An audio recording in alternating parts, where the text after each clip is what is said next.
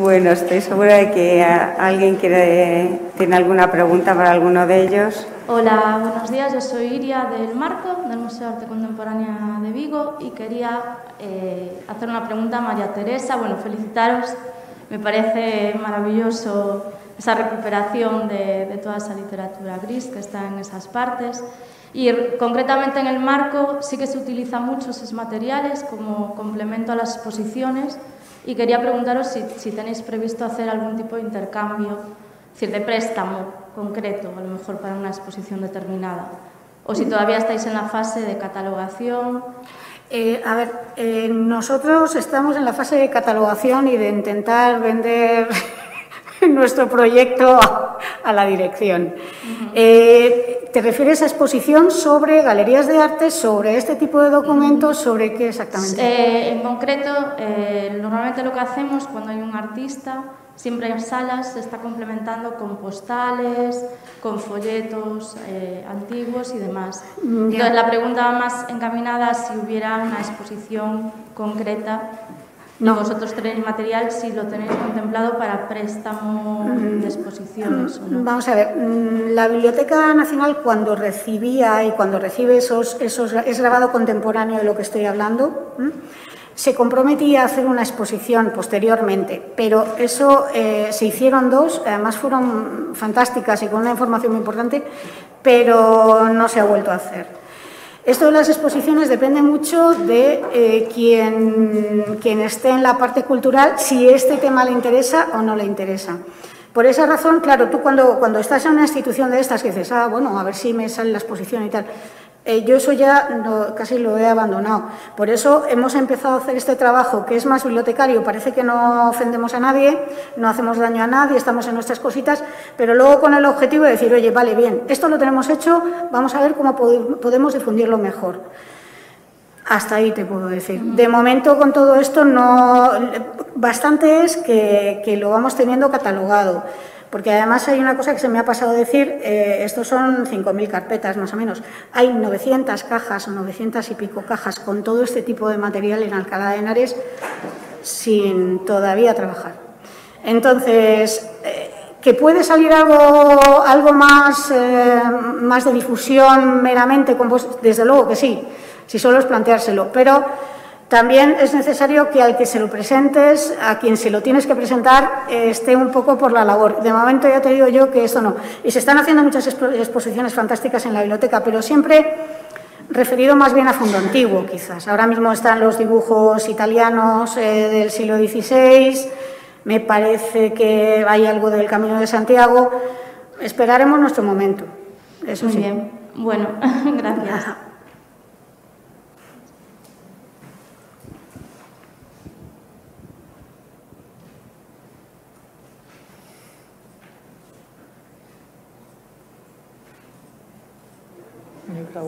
No hay preguntas. Yo creo que la gente tiene mucha hambre. ¿Puedo hacer un inciso? Sí, lo único, se me ha olvidado comentaros que ha habido unas reuniones, pues ayer o antes de ayer, de la Comisión Europea con ministros de Cultura y pronto van a llegar bastantes presiones para que digitalicemos los ministerios de Cultura muchos objetos en 3D. Os aviso porque esto al final os va a llegar a los museos seguramente. Y están planteando objetivos de digitalización en 3D muy ambiciosos, que bueno, es a nivel de recomendación, pero ya sabéis que esas recomendaciones de la Unión Europea se toman muy en serio desde aquí. Entonces, pues avisaos estáis. ¿Acompañado de dinero o...? No, son ambiciones. No, sin acompañado de dinero. ¿Sí o no? ¿No? No. Pues las exigencias son estupendas, pero vamos, si no hay... Son recomendaciones, en principio. Sí. Yo te quería preguntar, no sé si me oís yo, sobre el tema que nos llegó en un momento dado. Gracias.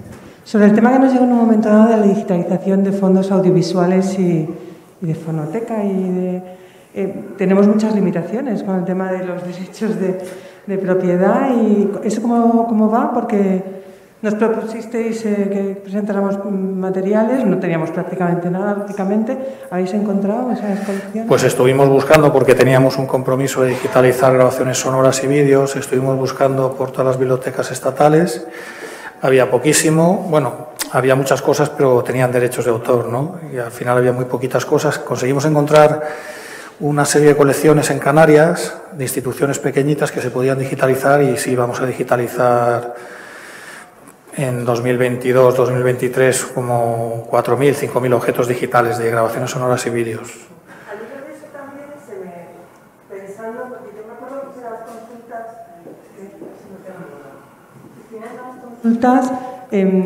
sobre cómo la nacional sí que puede, por ejemplo, tiene material sonoro, por ejemplo, sí, tenemos material sonoro, que tenéis algún tipo de convenio económico con las... Yo te lo pregunto. No, yo lo sé que he estado trabajando ahí. La nacional paga una licencia para... Paga licencia, claro, paga una licencia. Sí. Me imagino que sí, como en todas las cosas que tengo. ¿Y eso es una opción inviable, lo de hay dinero para muchas cosas, pero quizá para otras? Nosotros por ahora, la verdad es que desde la subdirección no nos lo hemos planteado lo de las licencias. Pero para la licencia, hasta ahora, hasta la aplicación de la nueva transposición, solo de los artistas que tengan en su repertorio. Porque pero la capacidad de licencias... Pero tú sabes que las entidades gestoras son súper oscuras en ese sentido. Al final no sabes qué artistas tienen, cuáles no, y entonces ellos funcionan un poquito con licencias generales. Es la realidad. Entonces, por ejemplo, la Biblioteca Nacional paga una licencia que le permite digitalizar, pues creo que ha digitalizado discos de pizarra y cilindros de cera, cosas así. Sí, porque eso igual también son, no sé, a lo mejor también hay libres de derecho, ¿no? De dominio público. Pues no se hace una investigación, en la práctica no se hace una investigación, decir, pues mira, por esto te pago, por esto no. Hombre, hay cosas que evidentemente están libres de derecho, ¿no? La música clásica, pues que se ha editado hace no sé cuántos años, está libre de derechos, pero muchísimas cosas son cosas muy complicadas de determinar si tienen derechos o no, y pues se paga una licencia general con la que ya estás tranquilo, pues sabes que los usuarios pueden reproducirlo en streaming, no lo pueden descargar, me parece, pues como lo tienen ahora, sí. Pero ya eso es pedir mucho. Debería ser así, pero no es así. Lo que pasa es que con los materiales audiovisuales hay un tema de preservación, en primer lugar, que la digitalización ahí sobre todo es importante porque hay muchos medios que se están quedando obsoletos y hay que digitalizar y otra cosa es luego lo que puedas difundir. Sí, es verdad que se está haciendo trabajo de digitalización, de claro. la preservación, que también tiene claro. dificultad a la hora de que queden obsoletos con el paso de los años. Exactamente, esa labor está amparada en la ley y además es conveniente porque, insisto, la obsolescencia programada está ahí y hay que digitalizarlo. Luego lo que puedas difundir o no ya es otro tema. Pero vamos, no sé, entre la última diapositiva que yo puse era todo lo que debían hacer públicas las entidades de gestión y entre ellas es su repertorio. Y no sé si... No te oigo bien, acércate un poquito más. Que la última diapositiva que puse era todo lo que las entidades de gestión tienen obligación de publicar y entre ellas es su repertorio, es decir, los autores que tienen en cartera, sin los cuales no pueden, en teoría, hasta ahora no podrían negociar por nadie que no tuvieran en cartera. Pero vamos, yo estoy absolutamente de acuerdo contigo, seguro en todo lo que digas, pero lo que pasa es que yo te comento lo que es la realidad, en la práctica. Ellos en teoría no deberían cobrar por cosas que no saben si tienen los derechos o no, pero en la práctica pues cobrar licencias de radio o de estas de la Biblioteca Nacional, pues generales, pues ya que te permiten poner todas las cosas en la web sin tener que hacer mucha investigación. Pero luego estas investigaciones además son complicadísimas, porque hay muchísimas obras que el intérprete quién es, pues no lo conoce ni en su casa o ya... Y entonces es muy complicado determinar si tienen derechos o no las cosas, ¿no? Muchas cosas son obras huérfanas, pero... Claro, a mí lo que has presentado, Maite, todo ese material menor es el que debería entrar en esa excepción o límite que hablamos antes de la propiedad del Real Decreto Ley y de la nueva transposición. Es que ese material, eso debería poderse digitalizar y difundir, porque eso, y además de ahí no se saca dinero, no estamos hablando de los grandes productores, plataformas, no sé qué, no sé cuántos. Entonces no entiendo cómo ponen siempre esas coletillas que al final dejan a las instituciones un poco siempre en el limbo. Porque eso de verdad que sería una cosa muy ventajosa, que se pudiera digitalizar, hacer proyectos con ello, y es material menor que no perjudica a nadie. Y que además, vete tú a buscar quién es no sé, una tarjeta postal, quién es el titular del derecho, eso es imposible. Pero bueno, de momento, como os comenté, la coletilla esa del punto 8 del artículo 71, ahí no sé lo que harán, porque yo creo que esto todavía dará vueltas, o sea, no está sentado, ¿no? Y espero que rectifiquen cosas. Pero eso me parece una lástima que haya trabas para este tipo de material. En la biblioteca tenemos la suerte de que, bueno, gran parte del fondo ya no tiene derechos. Pero ya cuando ya te lanzas más al siglo XX, ahí sí que te topas continuamente. Hay una cosa, las fotografías de la Guerra Civil. Sí, todos vosotros las podéis ver en la web, porque gran parte del fondo va estando digitalizado, nos genera problemas como todos los días. Porque lo que te pide la gente no es tanto la imagen, que ya la tiene, y al ser pequeña tampoco necesita una buena resolución, necesita los derechos de uso de esa imagen. Y por ahí sí que ya dices, mira, no, porque además no te puedo dar los derechos, tampoco tengo muy claro a quién te puedes dirigir. Es verdad que hay algunos fotógrafos que sí que los tienen más estudiados y dices, no, tienes que contactar con fulanito. Bueno, sí, fulanito el teléfono le funciona, porque es una tortura. Y empiezas a pensar también, dices, jolín, nosotros estamos gastando dinero en mantenimiento, en catalogación, en preservación, en digitalización, y dices, vale, esto tendrá que valer para que alguien lo pueda consultar sin problema, digo yo, y está muy difícil, ¿eh? Está muy difícil. Luego, otra última cosa que quería haceros a vosotros, que antes ya os comenté, el tema de las obras descatalogadas. Cuando tú tienes la certeza que una obra está descatalogada, que no existe en venta ni siquiera en segunda mano, ni en subasta, ¿se puede, con la nueva norma, con la nueva directiva, digitalizarla y ponerla a disposición? Bueno, están... Es que tengo. No, es que ese es el tema. O sea, a ver, la directiva en realidad lo que buscaba era precisamente desatascar este agujero negro del siglo XX que mencionó antes Eloísa y que se ha producido en parte por una legislación nefasta con las obras huérfanas. Y ha habido, o sea, esta directiva pretendía eso. La transposición que han hecho ahora mismo, o sea, es tan mala que realmente nos vuelve a dejar en el limbo. Y concretando eso... Yo no estoy hablando de obras huérfanas, sino de obra descatalogada, ya lo sé. Madre y padre, ya lo sé, está descatalogada. La obra descatalogada, si es material que entra bajo Cedro, tienes que negociar licencia con Cedro.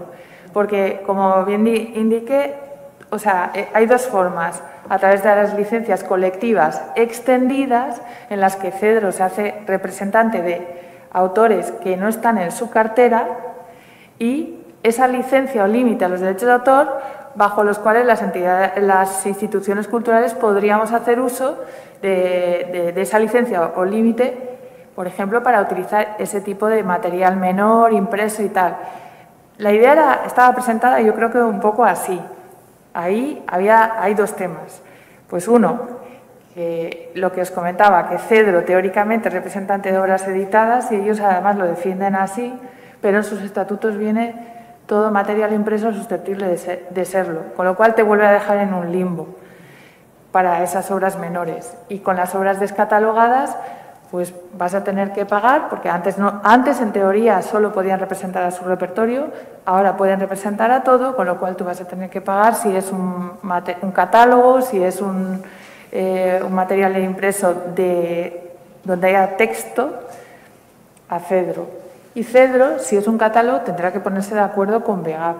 O sea, es decir, ahí sí que han evitado que tú vayas a tener que tratar una parte con Cedro y otra con VEGAP. Pero tendrás que pagar a Cedro, porque esa es, digamos, la vía principal por la que han optado desde la Unión Europea, las licencias colectivas extendidas. Solo en el caso de que los materiales no estén representados por una entidad de gestión, entraría a jugar a tomar parte el límite. Pero como a mí me parece lo han hecho tan mal, pues ahora estamos un poco en el limbo para ese tipo de material menor.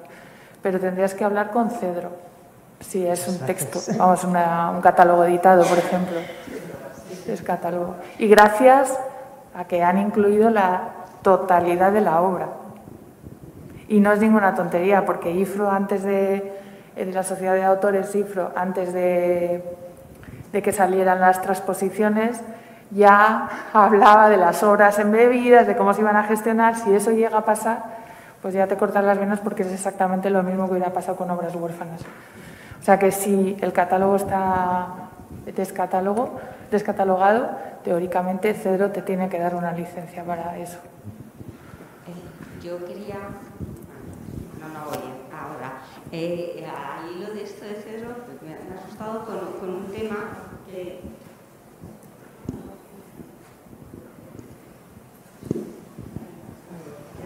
ya. Bueno, nosotros estamos preparando una biblioteca digital en el Museo del Prado a futuro, vamos a empezar ahora, pero sí que tenemos colgado en la web lo que llamamos biblioteca digital, aunque es una cosa muy modesta, que básicamente lo que hay son catálogos editados por el propio Museo del Prado.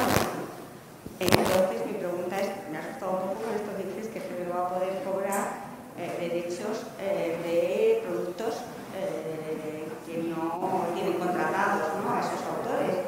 Entonces, ¿podría llegar a pedir derechos porque el Museo del Prado publicara en su web sus propios catálogos? Cuando tú editas un catálogo como institución, como el Museo del Prado, el Reina Sofía, por ejemplo, ¿qué ha pasado? Antes del mundo digital, pues no lo contemplabas. Ahora sí, ahora cuando el Departamento de Publicaciones publica un catálogo, ya se encarga Alicia, que es nuestra ESO, de gestionar todos los derechos para formato en papel y en digital. Luego, en función de eso, algunos catálogos se pueden publicar en digital y otros no. Antes no se hacía así. La manera correcta, todo eso está en papel. Entonces, para tú ofrecerlo en digital, que es comunicación pública, deberías volver a contactar como editor con todos los autores. O sea, esa es la vía. O, si está descatalogado, puedes optar a la otra vía de decir, oye, es un catálogo descatalogado, pues le pago a Cedro y que Cedro se las componga con dichos autores. O sea, pero al estar en papel y pertenecer a la época esa anterior donde no se contemplaba firmar contratos de edición o de publicación digitales, pues eso, o recontactas tú con los autores porque es una publicación tuya y diciendo, oye, lo hicimos impreso, podríamos hacerlo en digital. Eso lo puedes hacer, o dices, bueno, no me complico la vida y todos mis catálogos descatalogados los proceso como obras descatalogadas a través de Cedro. Bueno, ya veremos lo que haremos. Por ahora Cedro no nos ha dicho nada. Y luego quería animar a Maite a que fueran un poquito hacia atrás y intentaran catalogar en la Biblioteca Nacional de España y hacer las autoridades, esas que hacen tan bien hechas, tan profundas y con tantos datos, con fallos, los catálogos de las salas de exposiciones un poco anteriores, de finales del 19, que es una información muy útil y que a mí me reclaman los conservadores del Museo del Prado de 19 continuamente, que dónde están esos catálogos. A ver, en el fondo que más o menos hemos tratado nosotros, lo más antiguo puede ser de los años 70 aproximadamente, en los años 60 puede haber algo, 1900 me refiero. Toda esa documentación que tú dices, en el caso de que se haya conservado, porque volvemos a hablar de folletitos o de ni siquiera folletitos, hojitas, ahí ya sí que hay un problema grande. Yo lo que sí que, desde luego en esas 800.000 cajas que hay en Alcalá, posiblemente no vayan a estar. Pero posiblemente en lo que son los dominios de Cervantes, de manuscritos, es posible que haya cosas. A ver si podemos localizar algo. Hay un salón que me tuvo ocupada mucho tiempo y no conseguí nada, que es el Salón Nancy. Si alguien tiene algo del Salón Nancy, por favor, dónenoslo, porque es una de las galerías, no era galería, era sala de exposiciones, pero también galería. Y, por ejemplo, de ese no hemos podido hacer la autoridad, por esa razón. Ojalá en la parte de los fondos de Cervantes que tenga sin mirar puede haber algo, pero es que lo veo muy difícil. Yo no sé si tus investigadores saben a conciencia de que sí, se mantiene esto, o incluso que lo publicaron y lo editaron, porque son cosas que las formas de difusión de las exposiciones en los sitios ahora es fundamental. En su momento pues no lo era tanto, a lo mejor simplemente poniendo el anuncio en el ABC les valía. Entonces pero yo lo intentaremos. Pasamos allí muchas horas y tenemos mucho tiempo que rellenar.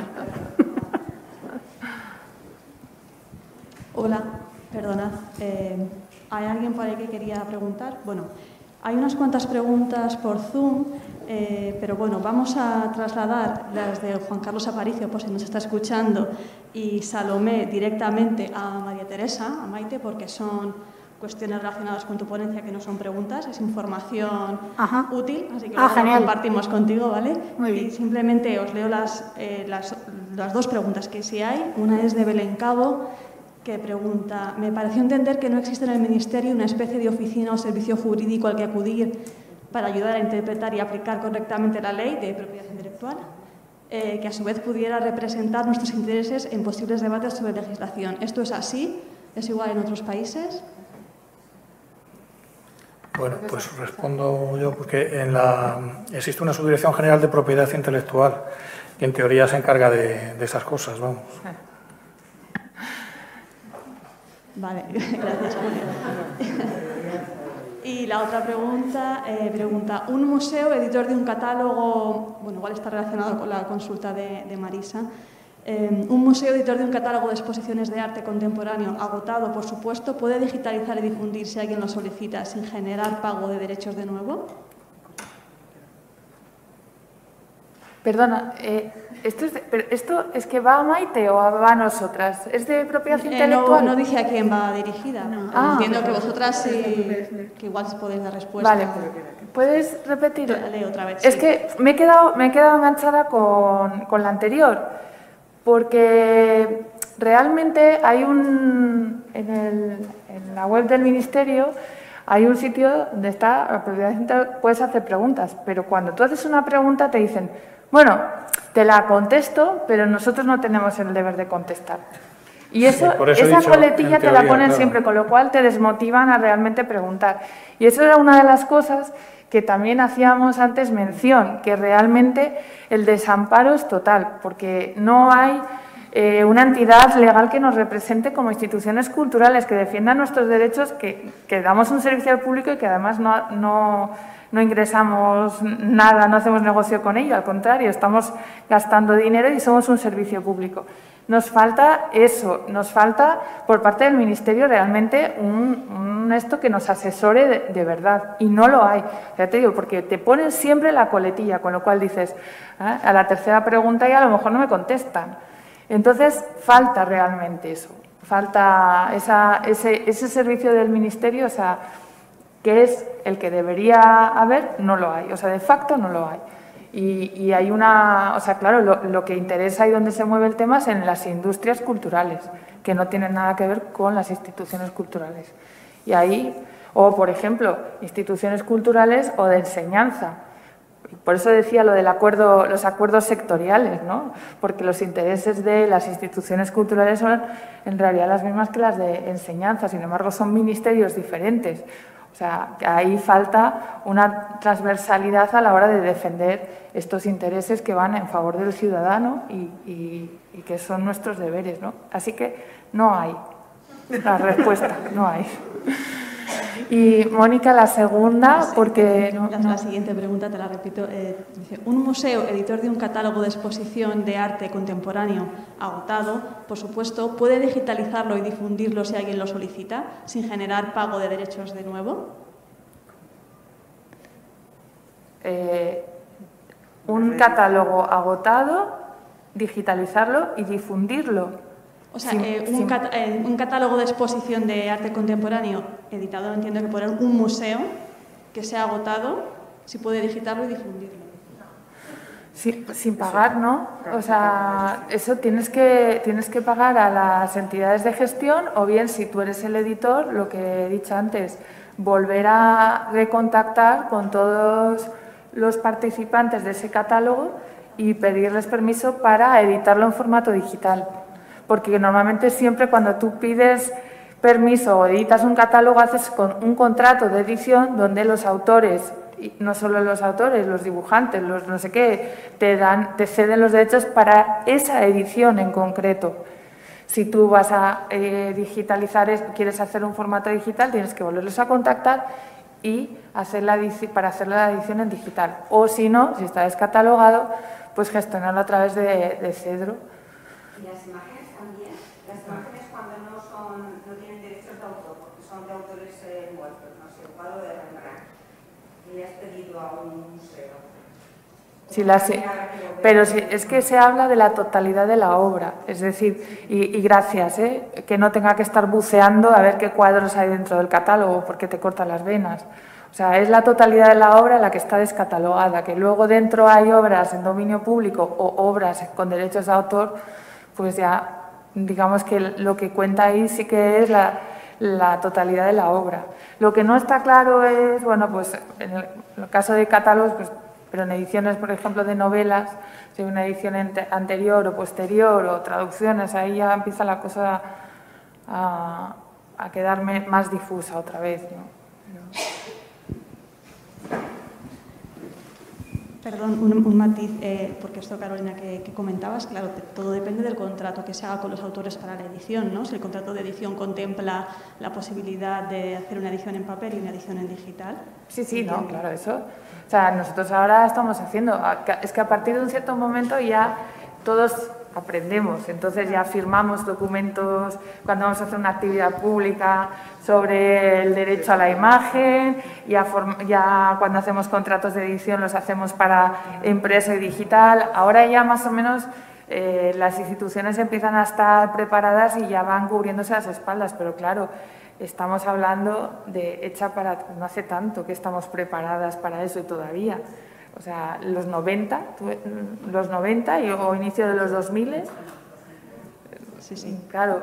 O sea, y eso todavía en los 2000 puedes recuperar a los autores porque los tienes cercanos. Cuando tú hablas de catálogos de los años 50, pues ¿qué haces con esos catálogos? Pues nada, obra descatalogada y licencia con VEGAP. No queda otra, con Cedro. Vale. Gracias. Hola, yo quería comentar, por un lado, bueno, Maite, es una, sugerencia. Estabas hablando antes de la Galería Nancy. No sé el periodo, digamos, de duración de apertura, pero a modo de sugerencia, no sé si has intentado contactar con la Asociación Española de Pintores y Escultores. Tiene un archivo importante y además la persona que lo lleva es muy solícita y, bueno, a modo de sugerencia. Pues eso es una de las cosas que dices, bueno, a ver si, pero al no tener ningún... Yo te paso luego el contacto. Perfecto, sí, sería estupendo, porque si encima nos dan un folletito, ya con eso me valdría, sería muy suficiente. Bien. Y luego, Julio, decirte que, por ejemplo, este año me llegó la convocatoria de ayudas de digitalización de fondos de la Comunidad Europea. Me lo leí con cierto detalle, y la verdad que me quedé bastante sorprendida. ¿Por qué? Por un lado, me pareció a todas luces que llegaba bastante tarde. Es decir, el plazo de presentación de solicitudes, pues no sé si era como en 2 semanas o 3, para digitalizar fondos de bibliotecas, hablo. Entonces, y luego además, lo que es la convocatoria en sí misma me pareció tremendamente farragosa. Es decir, con unos temas, y vengo a colación de lo que estábamos comentando antes, son temas, digamos, de carácter jurídico, legal, que los bibliotecarios en sí desconocemos y que no tenemos ni apenas tiempo material para cumplimentar esas solicitudes.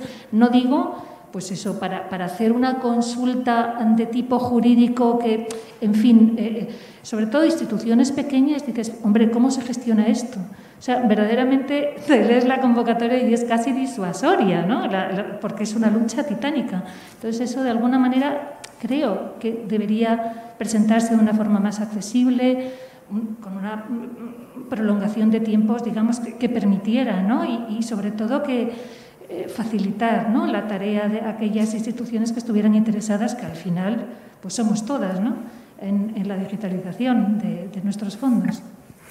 Pero es que no sé muy bien a qué ayudas te refieres. ¿Dices que son ayudas de la Comunidad Económica Europea? ¿O no serán las del Ministerio de Digitalización?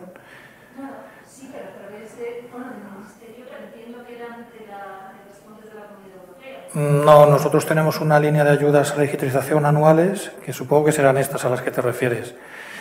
Y sí, hace unos meses, sí. Sí.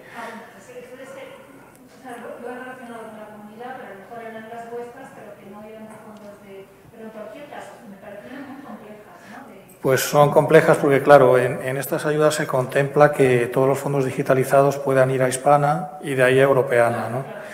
Un poquito que formen parte de la red OAI-PMH, ¿no?, de Hispana.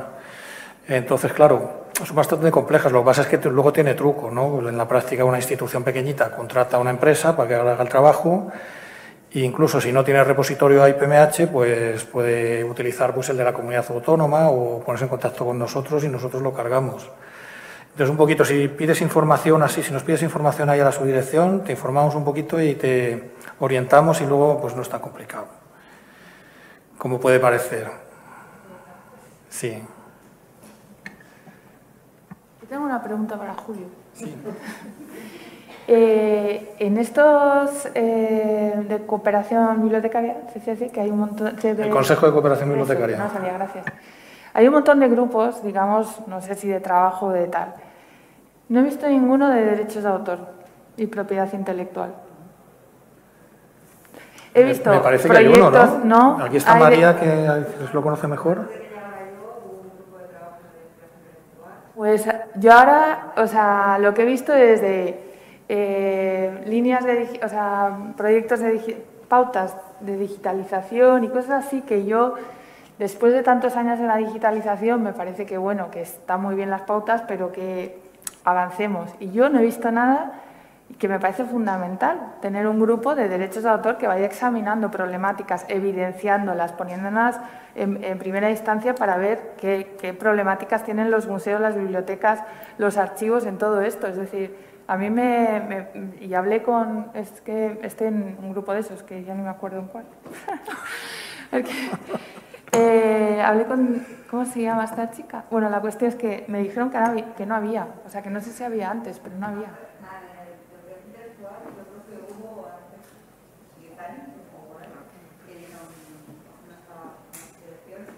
Y creo que... ¿Cómo se llama? Obviamente no hay, y de todos modos, si te interesa lo que sea, a través del correo del Consejo CE@cultura.gov.es puedes proponerlo, o a través de la institución puedes proponerlo para... Sí, lo propuse en ese grupo en el que... Bueno, que actualmente no, a lo mejor están los grupos cerrados, creo que el grupo de trabajo cerrados del Consejo de Cooperación, si existió previamente, están ahí. Pero vamos, yo creo que eso es fundamental, porque hoy en día... O sea, sí, pero a ver, las líneas de trabajo que se siguen en el Consejo de Cooperación Bibliotecaria están basadas en el tercer plan estratégico, que sale de un análisis de todas las diferentes tipologías de bibliotecas y por lo que se han salido, pero no está de más que si lo consideras oportuno o considera alguien oportuno, mandar un mail a consejocb@cultura.gov.es y plantear la necesidad y que se proponga. ¿Y porque vosotros no lo veis necesario? Es que no depende solo de nosotros, es un consejo de cooperación en el que participa el Ministerio y las comunidades autónomas. Ya. Con lo cual no depende de nosotros, depende del interés de todas las entidades. Y si se propone, pues oye, se plantea, se puede plantear, ¿no? No sé. ¿Es eso? Como... O si no, a través de tu institución, por la tipología bibliotecaria, por la comisión técnica, puede plantear también la opción de crear el grupo. Son las opciones que te puedo dar. ¿Vale? Yo lo comentaré en la subdirección para como secretaría permanente, pero no sé cómo se podría elevar más que a través de una comunicación de interés particular o de un interés a través de la comisión técnica. Un interés particular. Yo pienso que si por un lado hay unas líneas estratégicas de digitalización, eso tiene que ir acompañado de realmente una posibilidad de difusión. Y claro, y si son dos líneas que si apoyas mucho esto porque se digitaliza mucho, pero luego no se puede difundir, pues queda un poco cojo. Entonces, a mí ese otro lado me falta porque que está muy bien el Beato de Liébana, pero hay muchos fondos de los años 30, 40, 50 que se quedan en el limbo. Entonces, esa difusión me parece que pasa por los derechos. Pues hay que proponerla, o sea, para poder plantearse igual que la digitalización. Sí, Carolina, lo único que comentarte en las recomendaciones sí que hay un apartado de propiedad intelectual, un poquito para decir a las instituciones, oye, esto se puede poner en la web, esto no. Seguro que tú podrías mejorarlo, ¿no? Con el tema de licencias, por ejemplo, no está contemplado y tal. Y luego, otra cosilla, no hay grupo en el Consejo, pero hay un grupo a nivel europeo. ¿Hay un? Hay un grupo a nivel europeo de temas de propiedad intelectual. Sí, hay varios. ¿Lo conoces? No sé, hay varios, o sea, desde FESAVIT trabajamos estamos siempre en colaboración con diferentes organismos, instituciones, Wikimedia, yo qué sé, también sacamos una adenda con recomendaciones con lo de la transposición. No, pero me refiero a grupos de trabajo un poquito para hacer, digamos, lobby bibliotecario por el tema de la propiedad intelectual, los hay a nivel europeo. Sí, hay una compañera que está en Europeana y está en FESAVIT, pero bueno, que aún así yo lo que he hecho en falta es aquí. O sea, aquí. Pues nada, lo propones y ¿por qué no? Estamos yo todos de acuerdo. Eso hace mucha falta porque estamos todos muy perdidos con ese tema. Vamos, perdidos, yo llevo muchos años y me ha costado enterarme. Más o menos ahora estoy enterado, pero... Complicado, es muy complicado, sí. Es oscuro, es farragoso, es algo legislativo que siempre echa para atrás porque es feo. Pero vamos, que si no, es que al final las cosas se quedan aquí, en un cajón. Bueno, vamos a ir finalizando, si os parece, que vamos con pues, 1 hora de retraso. Nada, daros las gracias a todos y por este interesante debate que se ha generado al final.